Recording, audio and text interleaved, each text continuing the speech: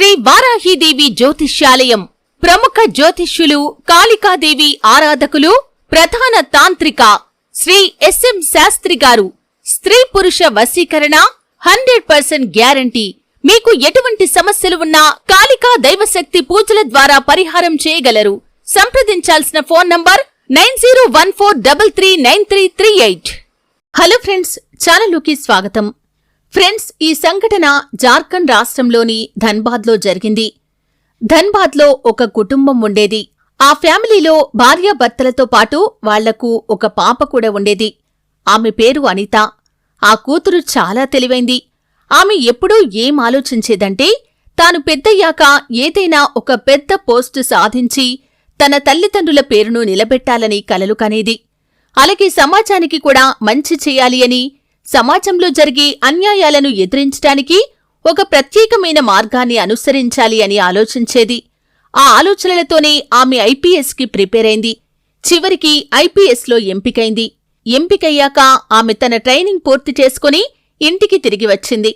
ఇక కూతురు ఇంటికి రాగానే ఆమె తల్లిదండ్రులు ఆమెతో ఇలా అన్నారు: తల్లి, ఇప్పుడు నీకు మంచి ఉద్యోగం వచ్చింది, పెళ్లి వయసు కూడా వచ్చింది, కాబట్టి నువ్వు త్వరగా పెళ్లి చేసుకో. ఎందుకంటే మాకేమో ముసలితనం వచ్చింది, ఎన్నాళ్లు బ్రతికి ఉంటామో మాకు తెలీదు. కాబట్టి నువ్వు ఒక మంచి వ్యక్తిని పెళ్లి చేసుకోవాలి అని సలహా ఇచ్చారు. దీనిపై ఆ అమ్మాయి స్పందిస్తూ, నాన్నగారు, నేను పెళ్లి చేసుకోవాలి, అంతే కదా, చేసుకుంటాను. ఇందులో మీకు ఎలాంటి సంకోచం అక్కరలేదు. కాని ఇప్పుడు నేను చేయాల్సింది చాలా ఉంది. నేను ఈ సమాజాన్ని ఎంతో కొంత బాగుచేయాలి. ఆ తర్వాతనే పెళ్లి చేసుకుంటాను. ఎందుకంటే సమాజంలో ఎలాంటి వ్యక్తులు నివసిస్తున్నారో, ఎలాంటి సంఘటనలు జరుగుతున్నాయో మీరు కూడా చూస్తున్నారు కదా. నేను వీటిని సమూలంగా నిర్మూలించాలి అనుకుంటున్నాను. దానికి ఒక 4-5 ఏళ్ల పాటు శ్రమించి అప్పుడే నేను వివాహం చేసుకుంటాను. ఇదే నా ఫైనల్ నిర్ణయం. నేను నా నిర్ణయానికి కట్టుబడి ఉన్నాను అని గట్టిగా చెప్పేస్తుంది. ఇక ఆమె తండ్రి మాట్లాడుతూ, సరే తల్లి, ఇప్పుడు నీకు తెలివి వచ్చింది కాబట్టి నీ సొంత నిర్ణయం నువ్వు తీసుకో. కాని జాగ్రత్త, నీ సేఫ్టీ కూడా చూసుకో తల్లి అని చెప్పాడు ఆ తండ్రి. ఇక ఇది విన్న అనిత మాట్లాడుతూ, సరే నాన్నా, మిమ్మల్ని మీరు జాగ్రత్తగా చూసుకోండి, మీరు కంగారు పడకండి, అంతా నేనే చూసుకుంటాను అని చెప్పి అనిత తన డ్యూటీకి వెళ్లిపోయింది. ఆమెకు మొదటి పోస్టింగ్ ధన్బాద్లో ఇచ్చారు. అయితే ఆమె తన డ్యూటీని సంథింగ్ డిఫరెంట్గా స్టార్ట్ చేయాలని నిర్ణయించుకుంది. దీంతో ఆమె డ్యూటీకి వెళ్లకుండా తన జీప్ డ్రైవర్తో ఇలా చెప్పింది అనిత: డ్రైవర్, మీరు నన్ను ఒక నిర్మానుష్య ప్రదేశంలో విడిచిపెట్టండి అని చెప్పింది. అయితే ఆ డ్రైవర్ మొదట కొంచెం సంకోచించాడు. కాని ఆమె చెప్పిన ఆదేశాలు పాటించాడు. అనితను నగరంలోని ఒక నిర్మానుష్య ప్రదేశంలో వదిలేశాడు. అనిత అక్కడికి చేరుకోగానే, డ్రైవర్, మీరు జాగ్రత్తగా వినండి, నేను ఒంటరిగా వెళ్లిపోతాను, నా గురించి ఎవరికీ ఏమీ చెప్పొద్దు, అలా చెప్తే మీ ఉద్యోగం ఊస్టింగ్ అని చెప్పింది. దీంతో డ్రైవర్ భయంతో మాట్లాడుతూ, మేడం, మీరు నిశ్చింతగా ఉండండి, నేను ఎవ్వరికీ చెప్పను అని అక్కడ్నుంచి వెళ్లిపోయాడు. ఇక ఆ తర్వాత అనిత తన డ్రెస్సింగ్ స్టైల్ని, లుక్ని మొత్తం మార్చుకుంది. బిచ్చగత్తి వేషధారణలో సాదాసీదాగా చిరికిన పాత బట్టలు వేసుకుని మార్కెట్ వైపు నడుస్తూ వెళ్తుంది. కాసేపటి తర్వాత ఆమె పోలీస్ స్టేషన్ వద్దకి చేరుకుంది. అక్కడ పోలీస్ స్టేషన్ చుట్టూ తిరిగి మొత్తం పరిశీలించటం స్టార్ట్ చేసింది. పోలీస్ స్టేషన్ దగ్గర నిల్చున్న కొందరు కానిస్టేబుళ్లు ఆమెను ఆ వేషధారణలో చూసి షాక్ అయి ఇలా అన్నారు: హే, ఎవరు నువ్వు? ఇక్కడేం చేస్తున్నావు? ఇంకెక్కడికైనా వెళ్లి అడుక్కో, ఇక్కడ మాకు ఇబ్బంది కలిగించొద్దు అన్నారు వాళ్లు. దీంతో అనిత శాంతంగా జవాబిస్తూ ఇలా అంటుంది: నేను ఎక్కడికి పోను, ఇక్కడే ఉంటాను, నీ పని నువ్వు చేసుకో, నేను ఎవరినీ ఇబ్బంది పెట్టటం లేదు కదా అని చెప్పి పోలీస్ స్టేషన్ చుట్టూ తిరగటం మొదలుపెట్టింది. ఆమె పోలీస్ స్టేషన్ చుట్టూ తిరుగుతూ స్టేషన్లో జరిగే ప్రతి విషయాన్ని నిశితంగా గమనిస్తోంది. సుమారు 20-30 నిమిషాల తర్వాత అకస్మాత్తుగా పోలీస్ స్టేషన్ బయట జనం గుమికూడటం ప్రారంభించారు. దీంతో జనం మధ్యలోకి వెళ్లిన అనిత ఒక కానిస్టేబుల్ని అడిగింది: సార్, ఇక్కడ ఇంతమంది ఎందుకున్నారు? ఏం జరిగింది అని అడిగింది. కానిస్టేబుల్ నిర్లక్ష్యంగా సమాధానమిస్తూ ఇలా అన్నాడు: ఒక బాలిక కేసు వచ్చిందిక్కడికి. ఆ బాలికపై అత్యాచారం జరిగింది.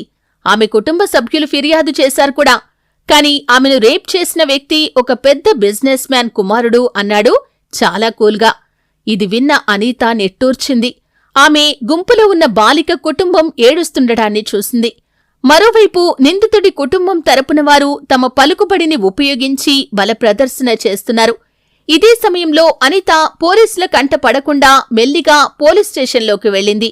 దాంతో అక్కడున్న అధికారులు షాక్కి గురయ్యారు. ఇన్స్పెక్టర్ కోపంగా అడిగాడు, హేయ్, ఈమెవరు? ఈమెను లోపలికి ఎలా రానిచ్చారు మీరు అని అరిచాడు. అప్పుడు అక్కడున్న కానిస్టేబుల్ కంగారుపడి, సార్, మేము ఈ విషయాన్ని గమనించలేదు, ఎప్పుడు వచ్చిందో తెలీదు అనేసరికి, సరే, ఆమెకు ఏదో ఒకటి తినడానికిచ్చి ఎంతో కొంత చిల్లర డబ్బులిచ్చి ఇక్కడ్నుంచి తరిమేయండి, మన పని మనం చేసుకుందాం అని ఇన్స్పెక్టర్ ఆదేశించాడు.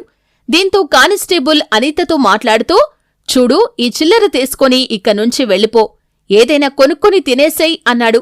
కాని అనిత అతని మాటలు పట్టించుకోకుండా ప్రశాంతమైన స్వరంతో ఇలా అంది, సార్, నేను ఇక్కడ కాసేపు కూర్చోవాలనుకుంటున్నాను. నేను చాలా అలసిపోయాను, నాకు విశ్రాంతి కావాలి. నేను మిమ్మల్ని ఇబ్బంది పెట్టను, నన్ను ఓ మూలన కూర్చోనివ్వండి అని అడిగింది. అలా అనిత పోలీస్ స్టేషన్ బయట ఉన్న ఒక చెట్టు కింద కూర్చొని అక్కడ్నుంచి ఇన్స్పెక్టర్ యొక్క ప్రతి కదలికను గమనించటం మొదలుపెట్టింది. బాలిక కుటుంబ సభ్యులు కన్నీరు మున్నీరుగా విలిపిస్తూ న్యాయం చేయాలని వేడుకుంటుండడాన్ని చూస్తుంది. కాని నిందితుడి తండ్రి మాత్రం ఇన్స్పెక్టర్కి లంచమిచ్చి కేసును అణచివేసేందుకు ప్రయత్నిస్తున్నాడు. ఇక ఇన్స్పెక్టర్ బాలిక తల్లిదండ్రులతో మాట్లాడుతూ, చూడండి, ఈ కేసు కోర్టు వరకు వెళ్తే ఏళ్లకు ఏళ్లు పడుతుందని, కాబట్టి ఎంతో కొంతకు ఇక్కడే సెటిల్ చేసుకోవటం బెటర్ అన్నాడు. లేదంటే ఈ కేసు నమోదు చేయాలంటే డబ్బులు కావాలి అన్నాడు. దాంతో ఆ బాలిక తండ్రి నిస్సహాయుడిలా చేసేదేమీ లేక వణుకుతున్న చేతులతో పోలీసులకు దండం పెట్టాడు. కొన్ని డబ్బులు కూడా ఇచ్చాడు. ఈ తతంగమంతా చెట్టు కింద కూర్చున్న అనిత నిశ్శబ్దంగా గమనిస్తుంది. కాని ఆమె లోపల ఒక లావా పొగలు చెమ్ముతోంది. ఆమె లోపల కోపం నెమ్మదిగా పెరుగుతుంది. తన గుర్తింపును, తన అధికారాన్ని సక్రమంగా ఉపయోగించుకోవలసిన సమయం ఆసన్నమైందని ఆమెకు అర్థమైంది. ఇక మరోవైపు ఆ పేద తల్లిదండ్రులు పోలీస్ ముందు చేతులు జోడించి వేడుకుంటున్నారు. సార్, మేము నిరుపేదలం, మీకివ్వటానికి మా వద్ద పెద్ద మొత్తంలో డబ్బేమీ లేదు. కాని నా కుమార్తెకు జరిగిందానికి మాకు న్యాయం కావాలి అని తల్లి ఏడుస్తుంది. మీకు మేము చేసుకునే విన్నపం ఇదొక్కటే, కాబట్టి దయచేసి మాకు న్యాయం చేయండి అని కోరింది. ఇన్స్పెక్టర్ ఆమె మాటలను పట్టించుకోకుండా ఆమె వైపు కూల్గా చూస్తూ, చూడు తల్లి, చట్టం అందరికీ ఒకేలా ఉంటుంది. కాని ఇక్కడ పనులు సజావుగా సాగాలంటే ఎంతో కొంత చేతులు తడపందే జరగదు. లేదంటే వచ్చిందారినే ఇక్కడ్నుంచి వెళ్ళిపోండి అన్నాడు. మరోవైపు అప్పటికే పోలీసుకు పెద్ద మొత్తంలో డబ్బులు ఇచ్చిన ఆ బిగ్ బిజినెస్ మ్యాగ్నెట్ మాత్రం చక్కగా చిరునవ్వులు చిందిస్తూ తప్పు చేసి కూడా నవ్వుతూ నిలబడ్డాడు. అతను ఇచ్చిన లంచం పోలీసు వైఖరిని పూర్తిగా మార్చేసింది. దాంతో ఆ ఇన్స్పెక్టర్ ఆ పేద కుటుంబాన్ని చీదరించుకోవటం మొదలుపెట్టాడు. మీరు ఇక్కడ సీన్ క్రియేట్ చేయొద్దు, మీ పని మీరు చేసుకోండి, లేదంటే సైలెంట్గా ఇక్కడ్నుంచి వెళ్ళిపోండి. కోర్టుకు వెళ్లాలనుకుంటే వెళ్ళండి, కాని ఇక్కడ హంగామా సృష్టించకండి అన్నాడు గట్టిగా. పాపం ఆ పేద తండ్రి మాత్రం, సార్, మా కూతురికి అన్యాయం జరిగింది. మీనుంచి మాకు న్యాయం జరుగుతుందనే ఆశతో ఇక్కడికి వచ్చాం. కాని మీరు మమ్మల్ని తిడుతున్నారు. ఎందుకు? పేదలకు న్యాయం జరగటం అంత కష్టమా ఈ పోలీస్ స్టేషన్లో అన్నాడు ఏడుస్తూ. ఇంతలో బిచ్చగత్తి వేషధారణలో కూర్చున్న ఐపీఎస్ ఆఫీసర్ అనిత ఇదంతా నిశ్శబ్దంగా గమనిస్తోంది. ధనవంతుల డబ్బు దురాశతో ఆ పోలీస్ పేద కుటుంబాన్ని ఎలా హింసిస్తున్నాడో తన కళ్లారా చూసింది. ఆమె కళ్లల్లో కోపం మంటలుగా చెలరేగాయి. అయినా కూడా ఆమె ఇంకా మౌనంగా ఉంది. ఇక ఇన్స్పెక్టర్ పేద కుటుంబం టార్చర్ తట్టుకోలేక ఇలా చెప్పాడు, మీరు ఇంటికి వెళ్ళండి, నేను మీ కేసును పరిశీలిస్తాను, లోతుగా దర్యాప్తు చేస్తాను, వీలైనంత త్వరగా నివేదిక తయారు చేసి చర్యలు తీసుకుంటాను అన్నాడు ఏదో ముక్తసరిగా. పాపం ఆ పేద తండ్రి భావోద్వేగానికి గురై, సార్, మేము మీపై ఆధారపడి ఉన్నాం, మా కుమార్తెకు మాత్రం న్యాయం జరగాలి, మాకింకేమీ వద్దు అని వేడుకున్నాడు. సరే, మీరు చింతించకండి, నేను అన్నీ చూసుకుంటాను అన్నాడు వాళ్లను బయటకు పంపటం కోసం. అలా ఆ పేద కుటుంబం పోలీస్ స్టేషన్ నుండి బయటకు వెళ్లగానే ఇన్స్పెక్టర్ ఆ బిజినెస్ మ్యాన్ ఇచ్చిన డబ్బు తీసుకుని అతనికి అనుకూలంగా ఉండటం స్టార్ట్ చేశాడు. పోలీస్ స్టేషన్ బయట ఆ పేద కుటుంబాన్ని అనిత అడ్డుకుంది. వాళ్లను ఆపి అసలు అక్కడ ఏం జరిగిందో మొత్తం విషయం చెప్పాలని అడిగింది. దీంతో ఆ పేద తండ్రి కొంచెం చిరాకుగా, ఎందుకులేమ్మా, మా బాధ మేం పడతాం, అది మా వ్యక్తిగత విషయం, నీ పని నువ్వు చేసుకో అన్నాడు. ఆ బిచ్చగత్తె నిజానికి ఒక ఐపీఎస్ అధికారి అని ఆ పేద కుటుంబానికి తెలియదు. అలాగే పోలీస్ స్టేషన్లో కూడా ఈ విషయమై ఎలాంటి సమాచారం లేదు. అక్కడ బిచ్చగత్తె రూపంలో కూర్చున్న అనిత ఈ స్టేషన్కు కొత్తగా నియమితులైన అధికారిణి అని. అయితే బయట బిచ్చగత్తె ఇలా అడుగుతోంది అన్న విషయం పోలీస్ స్టేషన్లో ఉన్న ఓ పోలీస్కి తెలిసింది. దాంతో వారంతా బయటకు వచ్చారు. అప్పటికి ఆమె తన స్టైల్లో ఎంక్వైరీ మొదలుపెట్టింది. నేను మీకు సహాయం చేయాలనుకుంటున్నాను, మీ కూతురుకేమైంది అంటూ ఆ బిచ్చగత్తె చాలా నీట్గా నిలబడి హిందీలో ఒక్కోసారి ఇంగ్లీష్లో కూడా మాట్లాడటం చూసి వారంతా ఆశ్చర్యపోయారు. ఇదంతా చూస్తున్న పోలీస్ స్టేషన్లోని కొందరు పోలీసులు షాక్కి గురయ్యారు. ఇక ఒక కానిస్టేబుల్ అనిత దగ్గరికి వచ్చి మీరెవరూ నిజం చెప్పండి అని అడిగాడు. అది విన్న వెంటనే అనిత తన బిచ్చగత్తె ముసుగును తొలగించింది. ఆమె నిజరూపంలోకి అడుగుపెట్టగానే ఉద్యోగులంతా అవాక్కయ్యారు.